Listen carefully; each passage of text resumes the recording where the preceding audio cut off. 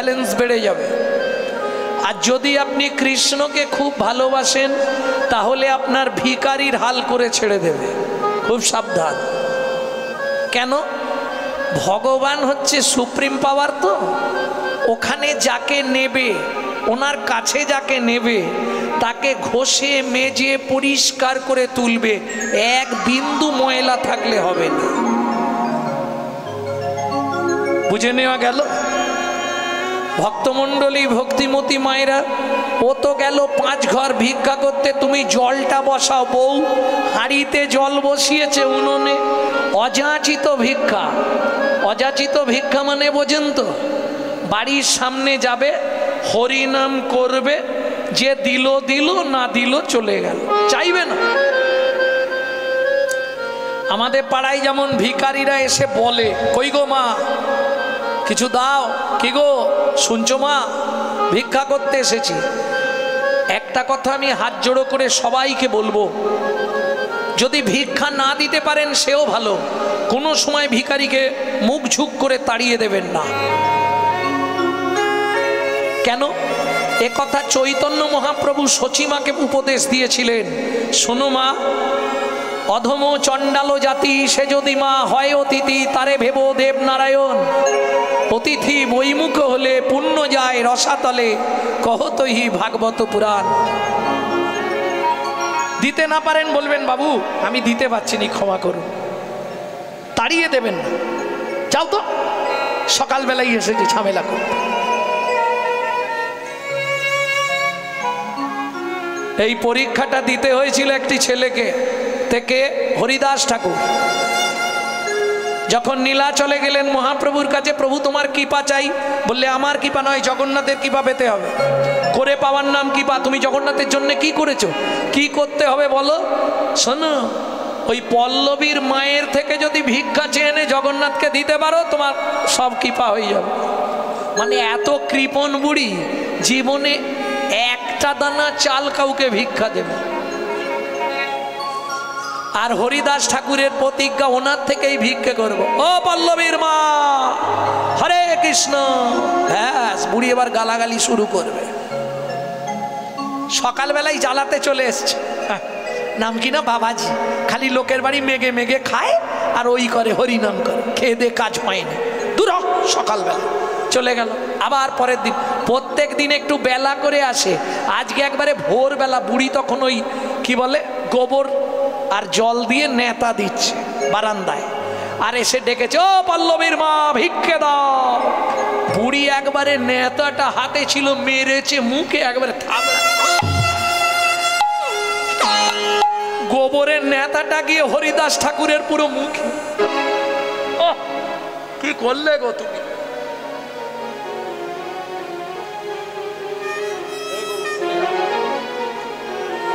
ভালোই করেছো। যাক, মহাপ্রভু বলেছে তো কিছু নিয়ে গেলেই হবে। ব্যাস, এই নেতাটাই নিয়ে যাও।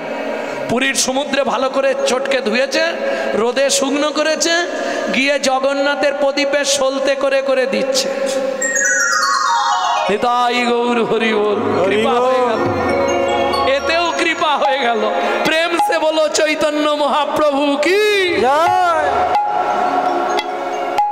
বুঝে নেওয়া গেল? ও তো 5 ঘর ভিক্ষা করবে, তুমি জলটা বসো, আমি যাবো আর আসবো। এই ভিক্ষার ঝুলি নিয়ে চল। ও তো, এ তো চাইবে না, খালি নাম করবে, ভজ ভজ শ্রীকৃষ্ণ চৈতন্য প্রভু নিত্যানন্দ, হরে কৃষ্ণ হরে রাম শ্রী রাধা গোবিন্দ। ভজ শ্রীকৃষ্ণ চৈতন্য প্রভু নিত্যানন্দ, হরে কৃষ্ণ হরে রাম শ্রী রাধে গোবিন্দ। কয়ে কলিযুগে শ্রীকৃষ্ণ চৈতন্য অবতার, কয়ে কলিযুগে শ্রীকৃষ্ণ চৈতন্য অবতার। কয়ে খেলিবার প্রবন্ধে কইল খোলো করতাল, কয়ে খেলিবার প্রবন্ধে কইল খোল করতাল। গড়াগড়ি জান প্রভু নিজ কয়ে গড়াগড়ি জান প্রভু নিজ সংকীর্তনে। আকাশটাও সেজে গেছে গো। সবে 2 ঘর হয়েছে।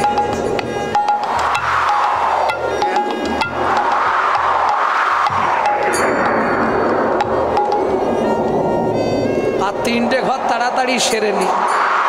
শ্রীকৃষ্ণ চৈতন্য মহাপ্রভু নিত্যানন্দ অদ্বৈত গদাধর আদি ভক্তবৃন্দ। শ্রীকৃষ্ণ চৈতন্য প্রভু আস্তে আস্তে তিনবার কিন্তু তিনটে জায়গার নাম বললাম।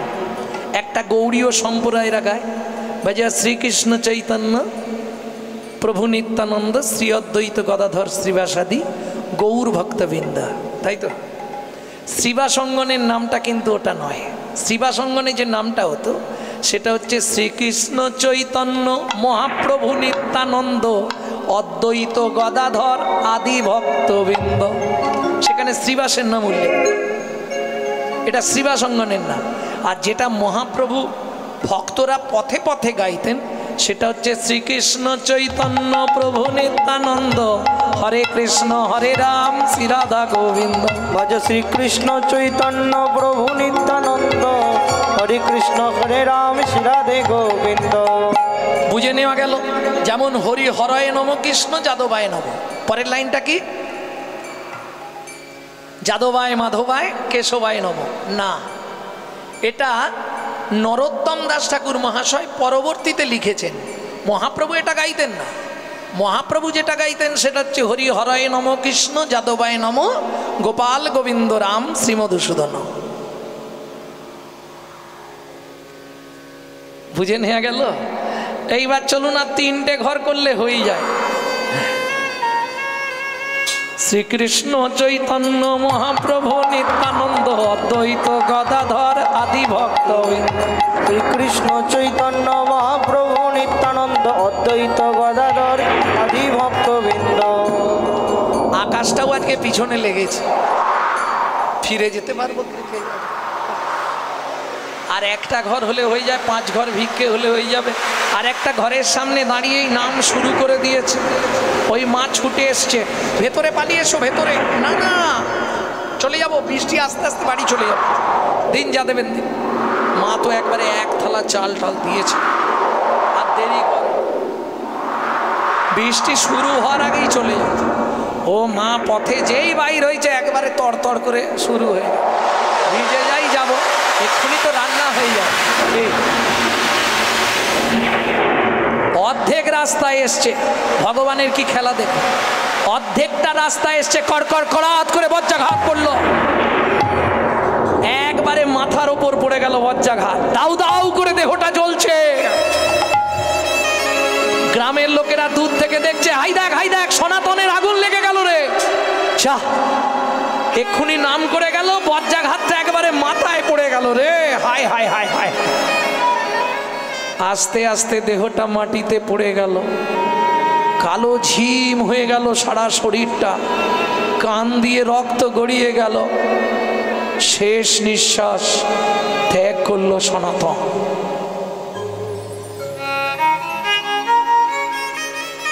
যখন বৃষ্টি থেমে গেল, পাড়ার লোকেরা গেছে, ও মা কি অবস্থা দেখ। ইস, জ্যান্ত একবারে এই সবে নাম করে ভিক্ষা করে আনছিল মনে হয়। পোটলার মধ্যে কি সব আছে মনে হচ্ছে, ও তো পুড়ে গেছে অর্ধেক। যা, চল চল চল, পদ্মাকে একটা খবর দিয়ে আসি। পদ্মা পদ্মা, জ্যাঠামশাই ও ওর কাছে এসছেন, ও তো ভিক্ষায় গেছে, একটু বসুন, এসে যাবে। পদ্মা মা, তোমার উনুনে কি বসিয়েছো? ও বলে গেল, হাঁড়িতে জলটা ফোটাও, আমি ভিক্ষা করে নিয়ে এসে চালটা তুলে দেবো।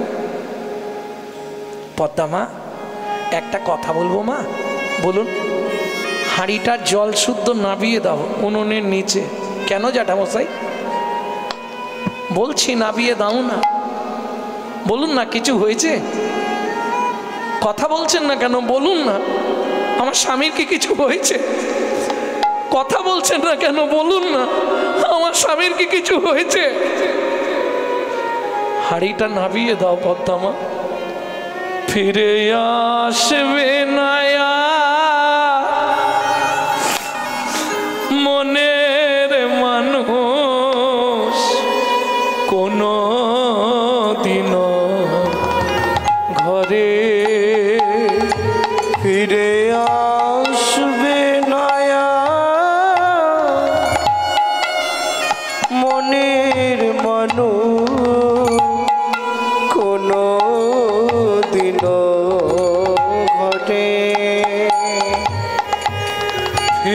আসবে না মনে মানুষ কোনো দিন ঘরে ওগো বিধি তারে নিয়ে নিয়েছে ওগো বিধি তারে নিয়ে নিয়েছে ওগো বিধি তারে নিয়ে নিয়েছে ওগো বিধি তারে নিয়ে নিয়েছে চিরদিনের তরে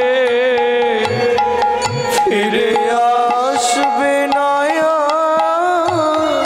মনের মানুষ কোনো দিন ঘরে ফিরে আসবে না মনের মানুষ কোনো দিন ঘরে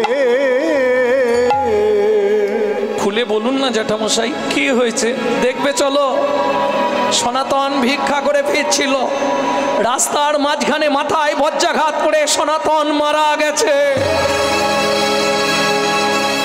ছুটতে ছুটতে চললেন পদ্মাবতী আছাড় খেয়ে পড়লেন স্বামীর মৃতদেহের ওপর ওগো স্বামী গো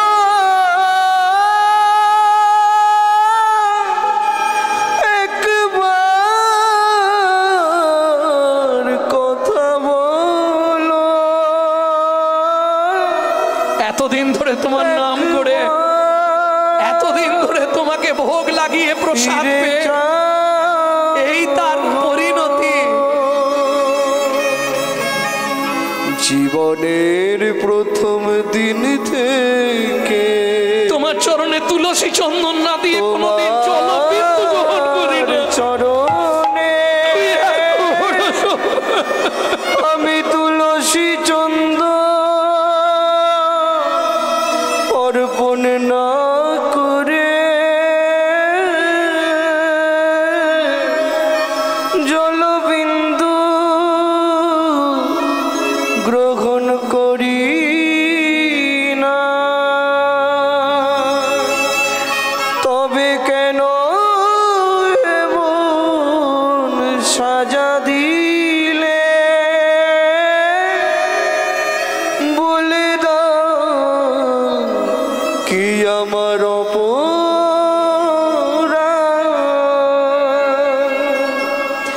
এই কি তোমার উপহার এই কি তোমার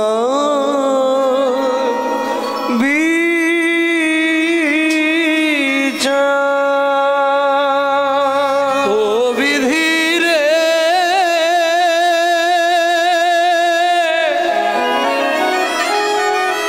ও বিধি রে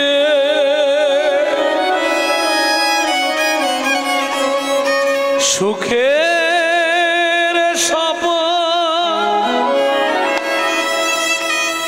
ঠেকে গেল হায় বেদনা বালু চরে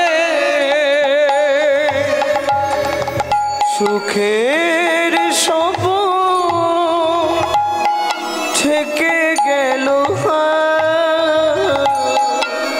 বেদনা বালু চরে বিধাতায় আমার ভাগ্য নিয়ে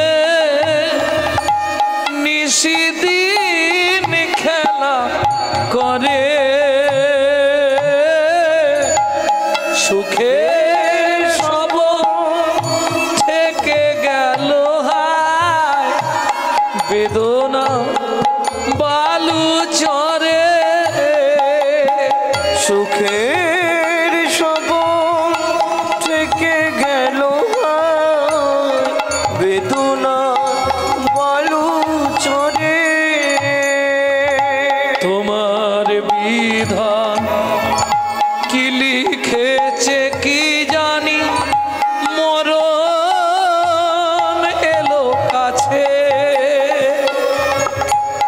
দুঃখের সব থেকে গেল বেদনার বালু চরে। উঠে পড়ো, কাঁদলে তো আর ফিরে আসবে না। থেকে গেল বেদনার বালু চরে। ওঠো ওঠো, আমরা সবাই মিলে ওর অন্ত্যেষ্টিক্রিয়ার ব্যবস্থা করে দিই। কাঁদলে তো ফিরবে না। ভাবুন, 4 বছরের ছেলেটা বলছে, মা ও মা, বাবা এই রাস্তার মধ্যে শুয়ে আছে কেন? বাবাকে গিয়ে বলো না বাড়ির মধ্যে শুতে। ও মা, বাবা উঠছে না কেন? বাবা এই রাস্তার মধ্যে এইভাবে ঘুমাচ্ছে কেন? খোকা, বাবা আর কোনোদিনও ফিরে আসবে না রে বাবা। সবাই মিলে শ্মশানে নিয়ে গেলাম, চিতা সাজিয়ে তুলে দেওয়া হলো। 4 বছরের ছেলে মাধুকে দিয়ে আগুন দেওয়ানো হলো বাবার মুখে। সবাই মিলে পাড়া থেকে সাহায্য করে অন্ত্যেষ্টিক্রিয়া ঘাট সাধ্য সমাধা করে চিন্তায় পড়ে গেলেন পদ্মাবতী। কি করবে? বাবা না হয় ভিক্ষা করে আনতো, চলে যেত, এখন চলবে কি করে? ওই 4 বছরের ছেলে মাধুকে জল দিয়ে খাবার দিয়ে ঘরে চাবি দিয়ে রেখে লোকের বাড়ি কাজ করতে যায়। তখনকার দিনের কাজের মাইনে সকাল থেকে সন্ধে পর্যন্ত কাজ করলে 2টো করে হাতে গড়া আটার রুটি, একটা জল দিয়ে ভিজিয়ে ছেলেকে খাওয়ায়, একটা রুটি নিজে খায়। সেখানেও ভগবানের সহ্য হলো না। কাজের পরে মা আঁচল পাতে, বাবুর বাড়ির কাজ তো, আঁচলে ছুঁড়ে দেয়, আজকে রুটিটা নিচে পড়লো, আর যেই নিচে ঠিকরে পড়েছে কারো সর্বনাশ আর কারো পৌষ মাস। কুকুর ছুটে এসে রুটিটা নিয়ে চলে গেল। কেঁদে উঠল দুঃখিনী মা পদ্মাবতী, ওরে কুকুর তুই তো খেলি, আমি বাড়ি ফিরবো কি করে? বাড়ি ফিরে চাবিটা খুললেই 4 বছরের ছেলে, তার তো সুখ দুঃখ জ্ঞান নাই, ছুটে আসবে, মা খাবার এনেছো মা? বলুন তো মায়েরা, মা হয়ে যদি একটা মাত্র ছেলেকে দুবেলা দুমুঠো পেট ভরে খেতে দিতে না পারি, আমার মনে হয় মাতৃত্বের জীবনে এর থেকে বড় দুঃখ, বড় কষ্ট আর কিছু থাকতে পারে না। দক্ষিণী মা পদ্মাবতী খালি হাতে ফিরেছে। চাবিটা খুলতেই মাধু ছুটে এসছে, খাবার এনেছো মা? বাবা আজকে খাবার পাইনি বাবা, খুব খিদে পেয়েছে জানো মা।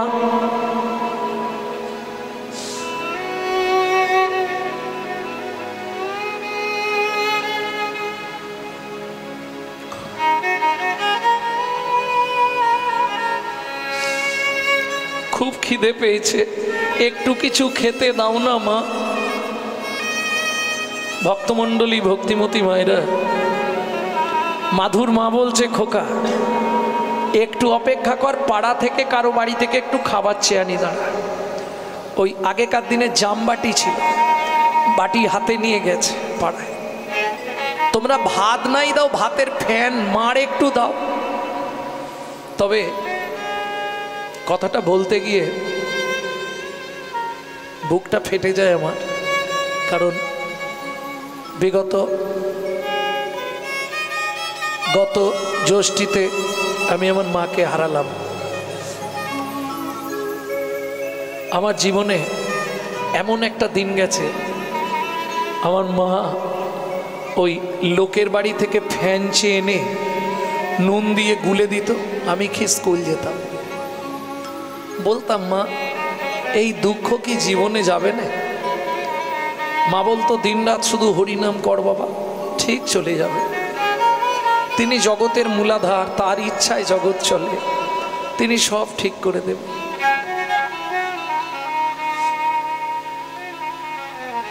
বুকটা ফেটে যায় সেই দিনগুলোর কথা যখন মনে জাগে। কি কষ্ট গেছে 2টো খাবারের জন্য। সেদিন কেউ জিজ্ঞেস করে না, হ্যাঁ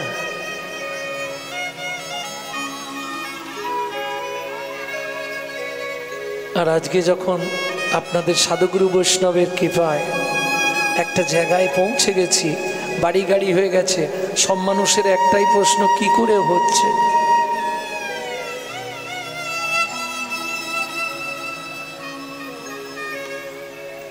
সে কষ্টের দিন আমি মানুষ হয়ে বলবো, কারো জীবনে না ওই রকম দিন আসে। কি কষ্ট, সারা রাত জেগে বসে আছি দুটো খাবারের জন্য। যার বাড়ির সামনে যায় সেই বাড়ির দরজাটা বন্ধ করে দেয়। কাঁদতে কাঁদতে দুঃখিনী মা পদ্মাবতী মনে মনে প্রতিজ্ঞা করলো, কি হবে এই পাপের পৃথিবীতে মাতৃত্বের অহংকার নিয়ে বেঁচে থেকে ছলে বলে কলে কৌশলে মাধুকে ঘুম পাড়িয়ে দিয়ে আমি গঙ্গার জলে প্রাণ বিসর্জন দেব। খালি বাটি হাতে ফিরে এসছে মাধু, ছুটে এসছে, খাবার এনেছো মা? শুধু খাই আর খাই, মরতে পারিস না?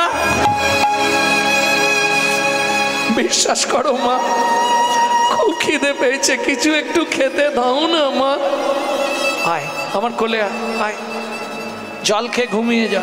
সকাল থেকে শুধু তো জলই খাচ্ছি, একটু কিছু খেতে দাও না মা। মাধু, রাতটা ঘুমিয়ে যা, সকালে অনেক খাবার পাবি। কেন?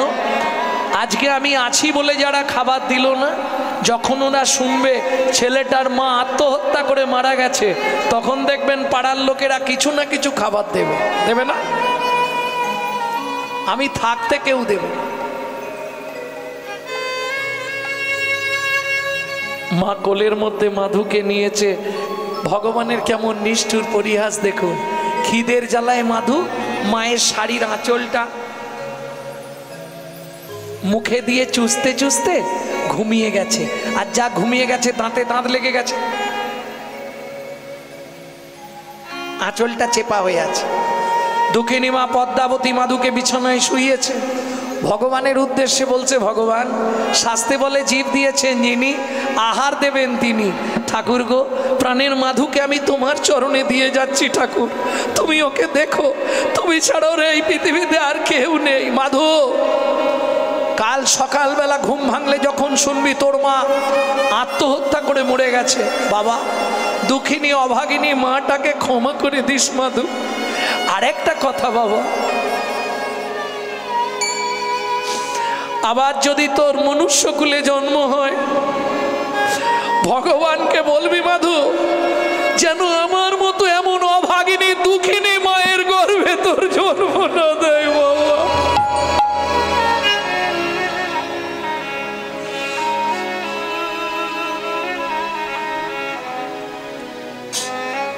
বিদায় জন্মভূমি, বিদায় মাধু, আমাকে ক্ষমা করে দিস বাবা। ওমা, পদ্মাবতী যেই না চলে যেতে যাবে, এক পা দু পা তিন পা আঁচলেরও টানে মাধু জাগিয়া উঠিল, আঁচলেরও টানে মাধু ও গো মা গো,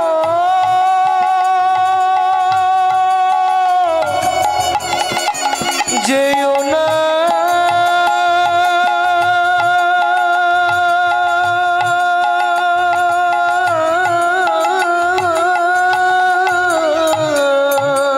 আঁচলেরও টানে মাধু জাগিয়া উঠিল, আঁচলেরও টানে মাধু জাগিয়া উঠিল। আমায় ফেলে যেও না মা, কাঁদিতে লাগিল, আমায় ফেলে যেও না মা, কাঁদিতে লাগিল। মাগো আমি কি তোমার এতই বোঝা, আমি কি তোমার এতই বোঝা, আমি আর খাবার চাই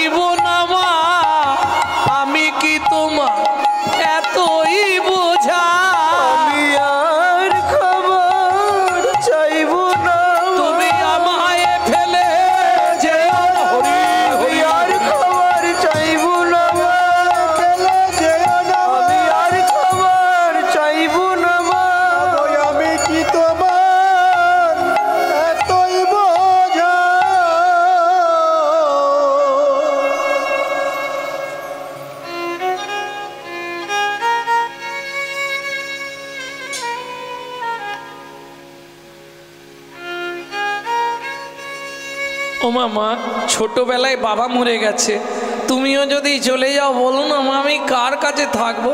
খিদের জ্বালা যদি সহ্য করতে না পারি মরে যাব, তবু তোমাকে আর কোনোদিন বলবো না মা দুটো খেতে দাও। কোনো মা যেতে পারবে? ছুটে গিয়ে দক্ষিণে মা পদ্মাবতী মাধুকে বুকের মধ্যে জড়িয়ে ধরলো। তুমি কেঁদো না মা, চোখের জলটা মায়ের মুছিয়ে দিচ্ছে ছোট্ট ছেলে মাধু। তুমি কেঁদো না, কাল থেকে সংসারটা আমি চালাবো। 4 বছরের ছেলে, 4-4.5 বছর বয়সের ছেলে বলছে মা কাল থেকে সংসার আমি চালাবো। কি করে? ওই জামবাটি মায়ের হাতে ধরিয়ে দিয়েছে, মায়ের হাতটা ধরেছে আর রাস্তায় রাস্তায় ভিক্ষা চাইছে। চোখের জলে বুক ভেসে যায়, মুখের দিকে চাও,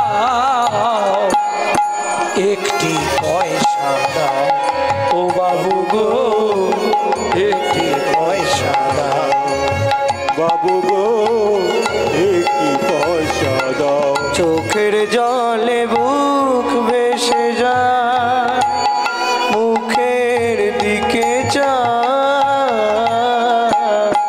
একটি পয়সা দাও বাবু গো, একটি পয়সা দাও বাবু গো, একটি পয়সা দাও। গৃহেতে গোবিন্দ সেবা ফিরিয়া তাকাও, গৃহেতে কৃষ্ণ সেবা ফিরিয়া তাকাও। চোখের জলে বুক ভেসে যায়, মুখের দিকে চাও, একটি পয়সা দাও বাবু গো, একটি পয়সা দাও বাবু গো, একটি পয়সা দাও। ও মায়েরা, একদিনে যা ভিক্ষা করেছে 1 মাস আর বেরোতে হবে না। কেন? বাচ্চা ছেলে তো এত কাঁদছে যে কেউ বাজারের ব্যাগ নিয়ে যাচ্ছিল, বাজার করে নিয়ে ওই ব্যাগ শুদ্ধ দিয়ে দিয়েছে। কেউ বস্তায় আলু নিয়ে যাচ্ছিল, আলুর বস্তাই দিয়ে দিয়েছে। কেউ চালের বস্তা শুদ্ধ পুরোটাই দিয়ে দিয়েছে। এত ভিক্ষা পেয়েছে। নিত্য গোবিন্দ সেবা, ছেলে আর মা ভোগ লাগিয়ে প্রসাদ পায়। প্রত্যেকটা জিনিসের সাইড এফেক্ট আছে, যাকে বাংলায় বলা হয় পার্শ্ব প্রতিক্রিয়া। কেমন? যেমন দেখবেন যে ব্যক্তি 365 দিন মাংস খায়, তার চলাফেরা কথাবার্তা হবে আসুরিক মনোভাব, অসুরের মতো। যে ব্যক্তি 365 দিন ভগবানের প্রসাদ পায়, তার চলাফেরা কথাবার্তা হবে দেবত্ব ভাব, দেবতার মতো। এটা হবেই। তার একটা ছোট প্রমাণ দিই, যারা খুব ছোটবেলা থেকে স্মোক করছেন, মানে ওই কী বলে ওগুলোকে বলো না, বিড়ি টিড়ি খান খুব ছোটবেলা থেকে, দেখবেন বুড়ো বয়সে গিয়ে তাদের একটা সাইড এফেক্ট দেখা যায়, নিদেনের কাশি ধরে।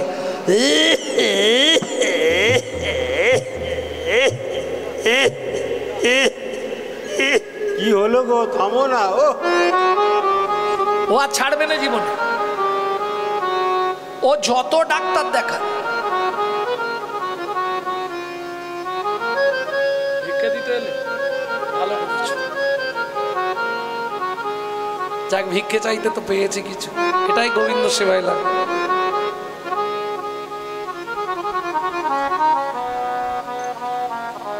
বুঝতে না পারলে মুশকিল। আমার কথাগুলো বুঝতে পারছেন তো? ঠিকঠাক বুঝতে হবে, নাহলে ভুল উত্তর দিলেই মুশকিলে পড়ে যাবে। কিরকম ব্যাপার জানো? এখন ঘটনা হয়েছে, নাতনি আর ঠাকুমা একসঙ্গে শোয় প্রত্যেক দিন। এখন নাতনি রাত্রিবেলা হলেই মোবাইলে,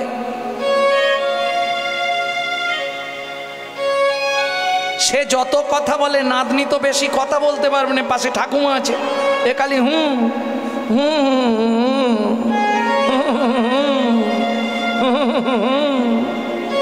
পরের দিন 10টার সময় ছেলে অফিস যাবে বলে বেরিয়েছে, মা এসে বলছে খোকা আজ অফিস যেতে হবে না। কেন? কাল সারা রাত তোর মেয়ে ঘুমায়নি, জ্বরে খালি হু হু করছিল, হু হু করছিল।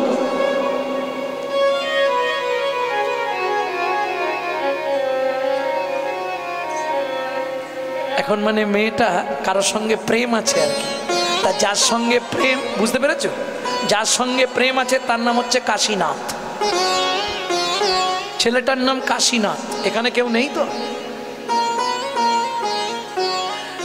তা এখন ছেলে, না গো বাবা কিচ্ছু নয়, ঠাকুমা ভুল ভাল বলছে, এই চল ডাক্তারের কাছে, তুই আমার একটা মেয়ে, কিছু যদি হয়ে যায় চল ডাক্তারের কাছে। তা এখন ডাক্তারের কাছে নিয়ে গেছে, তা ডাক্তার তো নাড়ি টাড়ি টিপে দেখছে কিছু জ্বর তো নেই, নাড়িতেও জ্বর নেই, গায়েও জ্বর নেই, কি ব্যাপার, দেখি জিভ বার করো, ও তো জিভ বার করে দিয়েছে, না তো জ্বর হয়নি। সত্যি কথা বলতো মা, কাল রাতে কি জ্বর হয়েছিল? বলছে হ্যাঁ ডাক্তারবাবু, আমার মা বলে দিয়েছে, মা মিথ্যে বলবে না, ও সারা রাত ঘুমায়নি এক ফোঁটাও, খালি হু হু হু হু করেই যাচ্ছে। ডাক্তারবাবু বলছে মা আমার কাছে খুলে বল, আমি যা যা জিজ্ঞেস করছি, যখন জ্বর আসে, শরীরে যখন জ্বর আসে তখন কি কাশি টাশি হয়? কাশি টাশি আসে কি?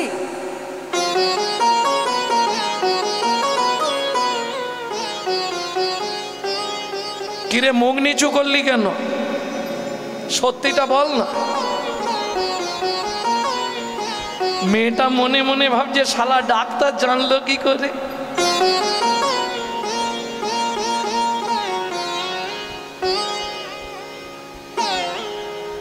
ডাক্তার বাবুকে কে বলল? কাশি তো প্রত্যেক দিন জানলার ধারে রাত্রিবেলা আসে, কিন্তু ডাক্তার বাবু জানলো কি করে? তার মানে কাশির বাবা এই ডাক্তার নয় তো? কিরে মা বিড়বিড় করে কি বলছিস, সত্যি বল, মাঝে মধ্যে কাশি আসে? ডাক্তার বাবু বলছে মানে জ্বর উঠলে কি কাশি হয়? কাশি হয়। যখন দুবার তিনবার বলেছে, মেয়েটা বলছে কাশি তো প্রত্যেক দিন রাতে জানলার ধারে আসে।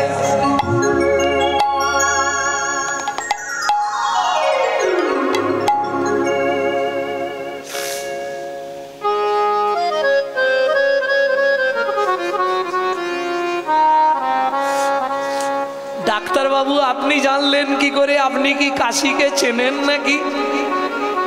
ডাক্তার বলে তার মানে কি বল, ও তো অন্যদিকে আর ডাক্তার তো অন্যদিকে। ও মা তুই আমার কথা বুঝতে পারছিস? বলে হ্যাঁ আমি বুঝতে পেরেছি, জ্বর উঠবে কেন, কাশি প্রত্যেক দিনই জানলার ধারে আসে।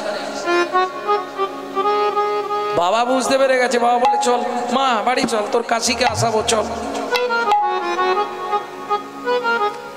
তাহলে বুঝে নেওয়া গেল তো, উত্তর দিতে হবে খুব বুঝে শুনে, এদিক ওদিক হয়ে গেলেই ধরা পড়ে যাবে। কারণ ক্যামেরা চলছে জানেন তো, পৃথিবীতে 3টে ক্যামেরা আছে।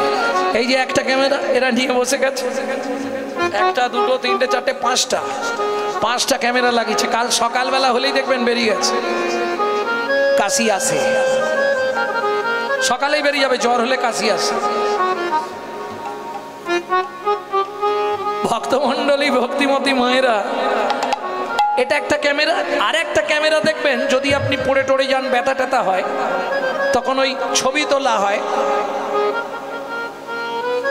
হ্যাঁ ডায়াগনোস্টিক সেন্টারে, সেটাকে বলে এক্স-রে ক্যামেরা। ভেতরটা দেখা হয়, কোনো হাড় ফেটে গেছে কিনা, হাড় চটে গেছে কিনা, নার্ভ বসে গেছে কিনা। এই দুটো ক্যামেরা। আর একটা ক্যামেরা ভগবান লাগিয়ে রেখেছে, যেটা আপনি দেখতে পাবেন না, কিন্তু ক্যামেরায় আপনার জীবন টু মৃত্যু সব উঠে যাবে। প্রেম সে বলো চৈতন্য মহাপ্রভু কি জয়। বুঝে নেওয়া গেল? প্রত্যেকটা জিনিসের সাইড এফেক্ট আছে, পার্শ্ব প্রতিক্রিয়া। প্রত্যেক দিন প্রসাদ পায়, কতদিন গেল? দেখিতে দেখিতে মাধু 10 বৎসর হইল, দেখিতে দেখিতে মাধু 10 বৎসর হইল। একাকী বিরলে বসি চিন্তা যে করিল, একাকী বিরলে বসি চিন্তা যে করিল। আরে গৌর, তোর আত্মীয় স্বজন আছে, কে কে আছে? মাসি বাড়ি, পিসি বাড়ি, মামা বাড়ি সব আছে, তোর সব বাড়ি আছে।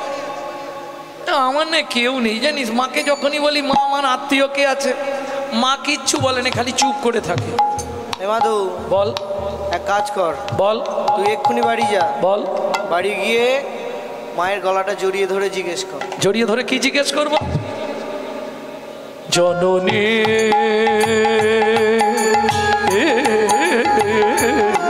বলো মা। মা, ও মা, কি হয়েছে রে মাধু? কে ভাই আমি, কে ভাই আমার একান্ত আপন। কে ভাই আমি, কে ভাই আমার একান্ত আপন। কাঁদিয়া মায়ের গিয়া জিজ্ঞাসে তখন, আমায় বলো বলো মা কে ভাই আপন।